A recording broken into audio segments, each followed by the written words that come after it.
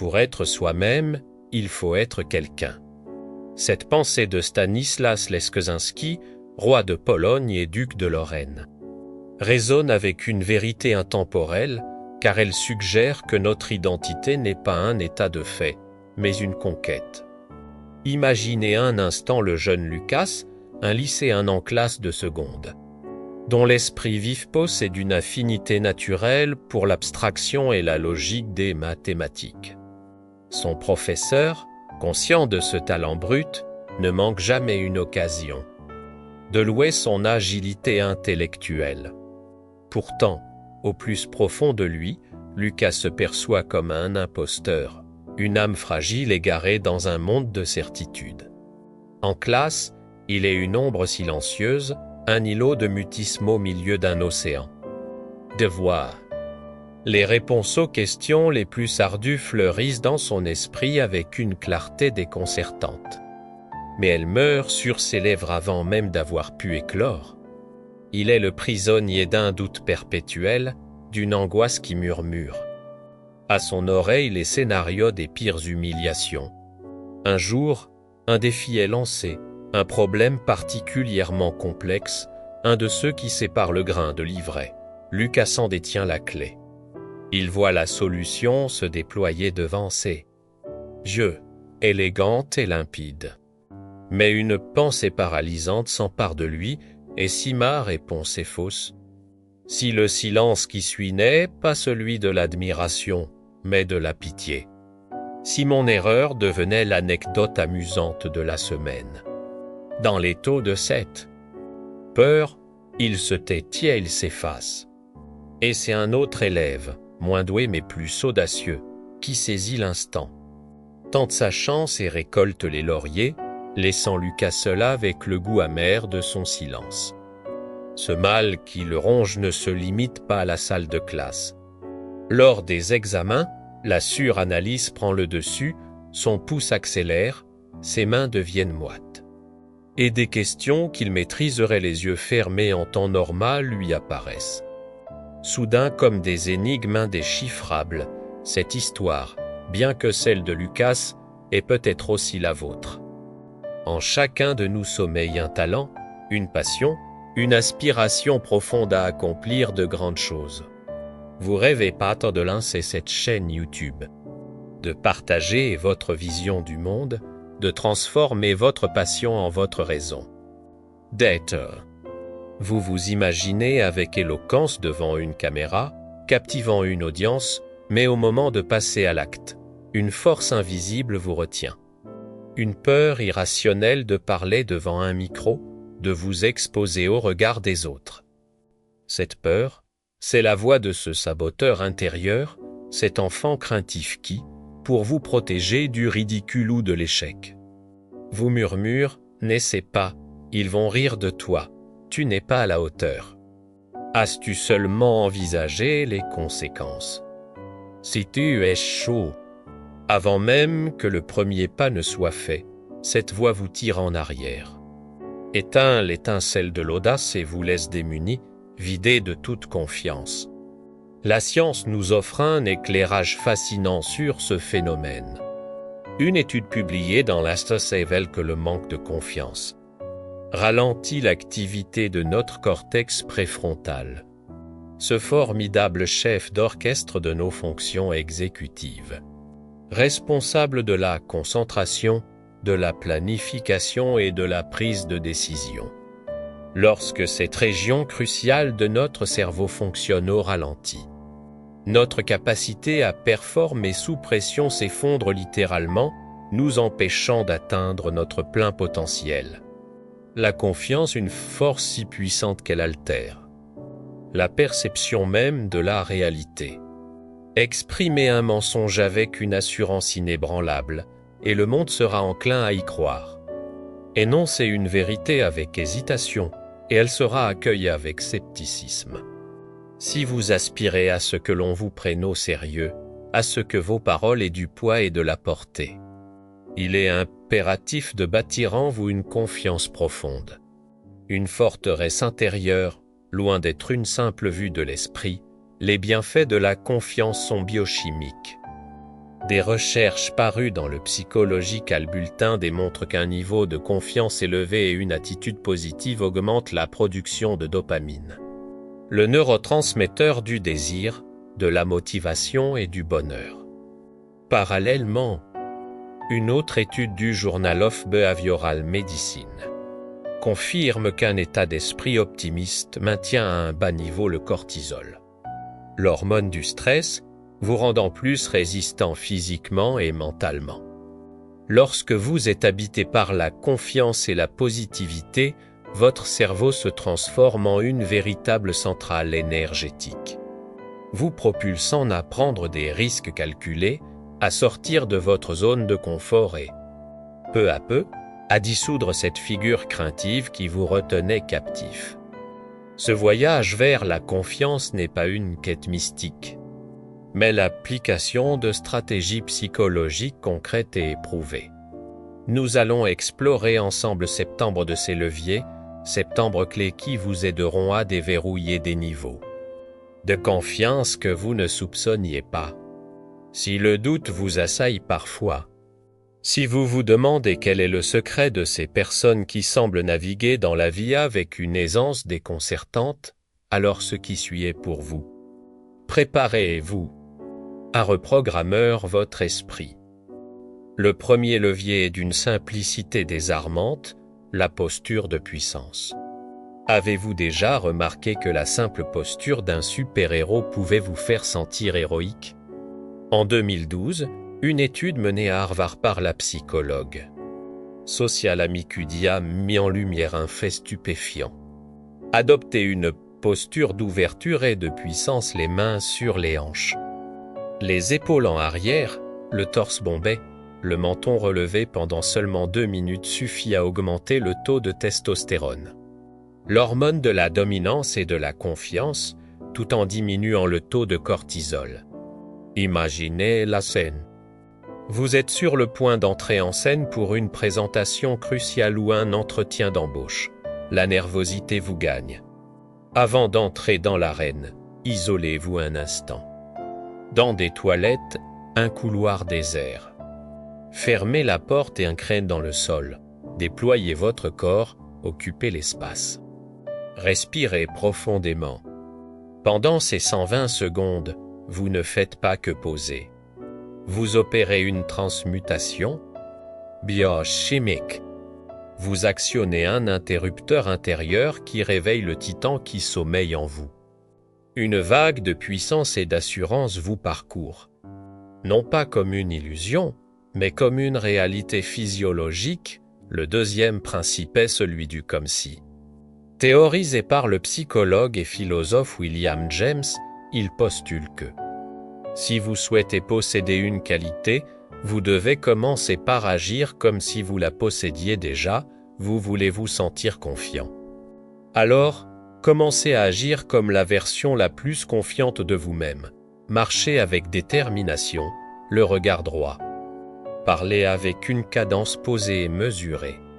Souriez comme si vous déteniez un merveilleux secret. Votre cerveau, bien qu'extraordinairement complexe, est aussi merveilleusement malléable. Il ne fait pas toujours la distinction entre la comédie et la réalité. Si vous jouez un rôle avec suffisamment de conviction, il finira par l'intégrer comme votre nouvelle vérité. La prochaine fois que l'anxiété montera avant un jet important, au lieu de subir votre nervosité, endossez le costume de votre alter ego le plus audacieux. Peu importe le tumulte intérieur, projetez une image de calme et de maîtrise. Les études sur ce que l'on nomme le fake it till you make it, fais semblant jusqu'à ce que tu y arrives, montrent que cette approche reprogramme activement les schémas neuronaux. Cessez d'anticiper le jugement des autres. Dans chaque situation, posez-vous cette question: si j'étais déjà la personne la plus confiante que je connaisse, comment me cogne en cet instant précis? Puis, agissez en conséquence. Au début, cela pourra sembler artificiel, mais progressivement, votre esprit normalisera ce comportement. Et voici où la magie opère, lorsque vous commencerez à agir avec assurance, le monde commencera à vous. Traitez comme une personne assurée. Et lorsque le monde vous renverra cette image de confiance, vous commencerez à la ressentir authentiquement. C'est un cercle vertueux, vous agissez, votre cerveau s'adapte, le monde réagit. Et la confiance s'ancre en vous, non plus comme un masque, mais comme une seconde nature. Troisièmement, nous avons la boucle de compétences. La confiance ne naît pas du vide, elle est le fruit de la preuve. Elle se construit lorsque vous vous démontrez à vous-même que vous êtes capable. Le secret est de commencer petit pour construire grand. Choisissez une compétence, même modeste, dans laquelle vous avez déjà une certaine aisance. Cela peut être de préparer un plat complexe, de rédiger un courriel parfaitement articulé, ou de maîtriser une nouvelle fonctionnalité d'un logiciel. Chaque fois que vous réussissez, même dans une petite tâche, votre cerveau libère de la dopamine, créant une sensation de satisfaction qui vous encourage à viser plus haut. Les psychologues appellent cela le développement de l'auto-efficacité, la conviction intime que vous avez les ressources nécessaires pour faire face aux défis qui se présentent. Fixez-vous un objectif minuscule et atteignable, terminez la lecture d'un chapitre de ce livre qui traîne sur votre table de chevet. Organisez méticuleusement un tiroir de votre bureau, faites une séance de sport de 15 minutes. Une fois cette petite victoire acquise, savourez-la. Votre confiance, même si elle n'augmente que d'un iota, vient de poser une nouvelle pierre à son édifice. Le quatrième levier est le recadrage de votre critique intérieure. Cette voix insidieuse qui vous souffle que vous n'y arriverez jamais, ne la considérez plus comme votre ennemi, mais comme un enfant effrayé dont la seule intention, bien que maladroite, est de vous protéger de la souffrance potentielle de l'échec. Au lieu de la subir ou de la combattre frontalement, dialoguez avec elle. Lorsqu'elle vous susurre « tu vas échouer », répondez-lui avec une fermeté bienveillante « merci de t'inquiéter pour moi, mais je vais te montrer comment on apprend en essayant ». Cette technique est au cœur de la thérapie Cancan-PTCC, dont les recherches montrent que le simple fait de reformuler une pensée négative peut diviser par 2 son impact émotionnel. Quand la pensée « si j'échoue » émerge, transformez-la consciemment « et si je réussissais » ou, plus puissamment encore, en « qu'est-ce que j'apprendrai » même si le résultat n'est pas celui escompté. Cette simple inversion de perspective est suffisante pour désarmer votre critique intérieure et transformer la peur de l'échec en une curiosité pour l'expérience. La 5e clé est la puissance de la visualisation. Il ne s'agit pas ici d'une pensée magique, mais d'une technique d'entraînement mental utilisée par les plus grands athlètes et performeurs, de Michael Phelps à de nombreux virtuoses de la musique. Le principe repose sur une autre particularité fascinante de notre cerveau. Il peine à distinguer une expérience intensément imaginée d'une expérience réellement vécue. Les mêmes circuits neuronaux s'activent. Chaque soir, avant de vous endormir, 5 minutes, fermez les yeux et visualisez avec le plus de détails sensoriels possible la version de vous-même agissant avec une confiance totale.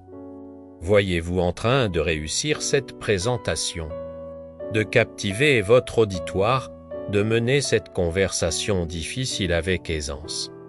Sentez la fierté, le calme, la puissance qui vous habite. En répétant cet exercice, vous créez des souvenirs du futur dans votre cerveau, des sillons neuronaux qui rendront le comportement confiant plus automatique et naturel. Lorsque vous serez en situation réelle, le 6e outil est le levier de la preuve sociale. L'être humain est une créature sociale, et notre perception de nous-mêmes est profondément influencée par la manière dont les autres nous traitent. Un compliment sincère peut illuminer toute une journée et recharger nos batteries internes. Vous pouvez consciemment utiliser ce mécanisme à votre avantage. Entourez-vous de personnes qui vous soutiennent, qui croient en vous et qui vous élèvent. Une étude a démontré qu'un feedback positif régulier peut augmenter l'estime de soi de 30% dans une seule semaine. Cherchez activement la compagnie de ses amis, mentors ou membres de votre famille qui voient votre lumière même lorsque vous ne la percevez plus. Leur confiance en vous agit comme un miroir, vous renvoyant une image de vous-même que vous pouvez apprendre à accepter et à incarner. Prenez un instant pour identifier cette personne dans votre vie, cet allié inconditionnel, qui vous encourage. La gratitude envers elle est déjà un pas vers la reconnaissance de votre propre valeur. Enfin, le 7e et dernier levier est la boucle de rétroaction posturale. Votre posture n'est pas qu'une question d'apparence. Elle est en dialogue constant avec votre cerveau et vos émotions. Lorsque vous vous tenez droit, les épaules détendues et ouvertes, vous envoyez un signal à votre cerveau « Je suis en contrôle, je suis puissant, je suis confiant ». Et en retour, votre cerveau libère les neurochimiques correspondants. Et vous vous sentez réellement plus confiant. C'est une boucle de renforcement. Inversement, lorsque vous êtes avachi, les épaules rentrées, le corps contracté. Votre cerveau interprète cela comme un signe de soumission, de faiblesse ou de tristesse. Il réagit en produisant des sensations d'anxiété, de stress et de dévalorisation. Une étude de 2014 a révélé que le simple fait de s'asseoir droit pouvait augmenter la confiance autrement de 25%. Soyez conscient de votre corps. Redressez-vous, non pas par vanité, mais comme un acte délibéré de communication. Avec vous-même, trop de vies sont vécues en demi-teinte, bridées par ce simple manque de confiance. Trop de talents restent enfouis, trop de projets grandioses ne dépassent jamais le stade du rêve. La tragédie n'est pas l'échec, mais l'inaction. Née de la peur. Ces septembre stratégies ne sont pas des formules magiques, mais des disciplines à pratiquer. Elles sont les gammes qui, répétées jour après jour, vous permettront de jouer la symphonie de votre vie avec brio et assurance. Choisissez en une, celle qui résonne le plus avec vous aujourd'hui, et commencez à l'appliquer. Si ce voyage intérieur vous a interpellé, manifestez votre soutien. Partagez ces clés avec un ami qui pourrait en avoir besoin. Et abonnez-vous pour continuer à explorer les fascinantes mécaniques de l'esprit humain. Dans une prochaine exploration, nous pourrions découvrir ensemble comment développer une force intérieure inébranlable, une résilience qui transforme les obstacles en opportunités. Ne manquez pas ce has avec vous-même. Prenez soin de vous et de la magnifique personne que vous êtes en devenir.